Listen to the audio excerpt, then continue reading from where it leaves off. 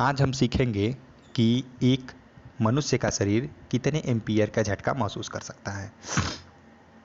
हालांकि आप लोगों ने मतलब किताबों की जरियों से या फिर मतलब जे बी गुप्ता हो चाहे बी के मेहता हो या फिर जो भी किताब आपने देखा होगा कि हमारे शरीर का रजिस्टेंस 1 ओम होता है, लेकिन वास्तव में 1 ओम हमारे शरीर का रजिस्टेंस तब होता है जब हमारा शरीर गीला हो।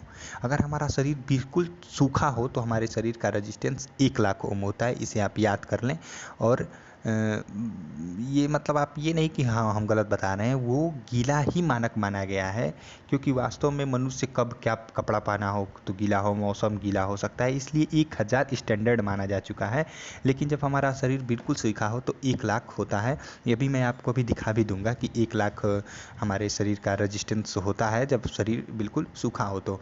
और वोल्टेज दोस्तों आप जानते हैं कि हमारे घरों का वोल्टेज 230 वोल्ट RMS वैल्यू होती है, तो हम 230 वोल्ट ही कंसीडर करते हैं।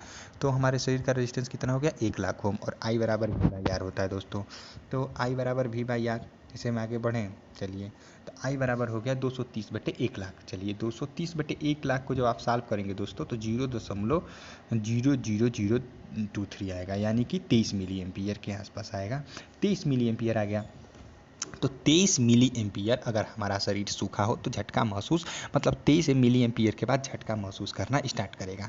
ठीक, यानी कि 23 मिली एम्पियर से नीचे के करंट आपको झटके नहीं दे सकते हैं। ठीक, झटके नहीं दे सकते, आपको करंट महसूस होगा। झटका का मतलब क्या होता है कि फेंकता है, आपको पकड़ता है, फेंकता है, पकड़ता है, तो वो वाली मैं बात कर रहा हूँ। ये नहीं कि हाँ आपको महसूस ही महसूस, तो आपको बिल्कुल थोड़ी सी भी करंट होगी। अब आप चार्जर में आप देखते होंगे कि जो आपके चार्जर जो होते हैं, जो आप लगा के मोबाइल चार्ज करते हैं, वो बिल्कुल कम करंट आती है, और जब आप जीभ से टच करते हैं तो आपको महसूस होता है कि करंट है। लेकिन झटका देने से कितना स्टार्ट होता है, 23 मिली एम्पियर। ठीक, और इसमें इसे 30 मिली एम्पियर मानक माना गया, इसलिए आप 30 मिली, और इसे 3 गुना अगर आप कर देंगे, हर एक करंट का 3 गुना कर देंगे, यानी कि 90 मिली एम्पियर पर आपकी डेथ होने की संभावना बढ़ जाती है। ठीक, उसके बाद आते हैं जब हमारा शरीर बिल्कुल गीला हो। तो जब हमारा शरीर गीला हो दोस्तों, तो हमारे शरीर का जो रेजिस्टेंस होता है ना, अब आप याद कर लें 1,000 ओम होता है। ठीक, अब इस पर हम अकॉर्डिंग सॉल्व करते हैं, तो I = V/R दोस्तों, तो 230/1000। चलिए आप 1,000 कर लीजिए। ठीक, एक जीरो से आपने एक जीरो कट कर दिया, तो आपका क्या बचा 23/100। ठीक, 23/100, फिर आपने दशमलव बढ़ा दिया। ठीक, दशमलव आप बढ़ा देंगे तो क्या होगा, 0.0 करना पड़ेगा आपको। ठीक, दशमलव बढ़ाएं तो आपको 0 करेंगे, उसके बाद आ गया 23, यानी कि ये कितना हो गया 2.3 है, हाँ 2.3 मिली एम्पियर। ये इस साइड लिख देते हैं, इसको आगे लिख देते हैं। दोस्तों इसमें लगता है कि 7 पेज तक ही है, 7 पेज से आगे नहीं है, इसलिए थोड़ा हम पीछे चलते हैं और जगह बनाते हैं। यहाँ पे देखिए, यहाँ पे कुछ पहले से लिखा गया है, तो उस पर आप केयर ना करें।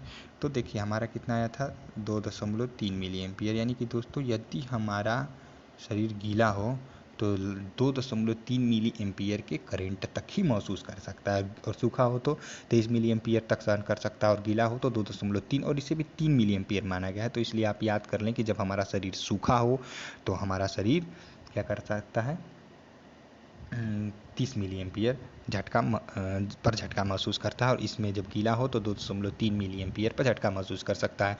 और सेकंड थिंग की हम बात करें, जब भी आप पढ़ेंगे ना, जैसे UPPCL में क्वेश्चन आया हुआ, SSC JEE में क्वेश्चन आया हुआ कि हमारा शरीर कितने मिली एम्पियर के बाद झटका महसूस करता है, तो उसका आंसर भी 30 मिली एम्पियर है। और आप जब रजिस्टेंस सर्च करेंगे ना कि हमारे शरीर का कितना रजिस्टेंस होता है, तो 1,000 ओम बताएगा। तो अब दोस्तों आप खुद ही सोचिए कि 1,000 ओम जब शरीर का रजिस्टेंस हो तो कैसे 30 मिली एम्पियर होता है। इसलिए वो तो आपको एक स्टैंडर्ड बना करके केवल दे दिया होता है ऑप्शन में कि 1,000 ओम होता है, लेकिन वो जो 30 मिली एम्पियर निकालता है ना, वो इसके हालांकि 23 मिली एम्पियर होता है, लेकिन 23 मिली एम्पियर एक अपने आप में बहुत छोटी करंट होती है, इसलिए स्टैंडर्ड रूप से 30 मिली एम्पियर मानक मान लिया गया है, और 30 मिली एम्पियर ही राइट आंसर होता है कि 30 मिली एम्पियर के बाद हमारे शरीर झटका महसूस करता है। और दोस्तों अगर आपको आगे जानना है कि हाँ कैसे मैं वीडियो बनाने वाला हूँ, मतलब कि ट्रांसफार्मर फ्रीक्वेंसी मतलब कांस्टेंट क्यों होती है, फ्रीक्वेंसी क्यों नहीं बदलता, जबकि आप इंडक्शन मोटर में आपने देखा होगा कि रोटर का फ्रीक्वेंसी बहुत कम होता है, 1 हर्ट्ज के आसपास होता है, क्योंकि रोटर फ्रीक्वेंसी बराबर स्लिप गुणे सप्लाई फ्रीक्वेंसी, या फिर उसे स्टेटर फ्रीक्वेंसी कह सकते हैं। इसके अकॉर्डिंग ग्रिड क्या होता है, या फिर जो भी इस पे जो क्वेश्चन बनते हैं मोटर में करंट कैसे निकालें, तो उसके अकॉर्डिंग आपको वीडियो आते रहेंगे। थैंक यू दोस्तों, सब्सक्राइब कीजिए, लाइक कीजिए, शेयर कीजिए।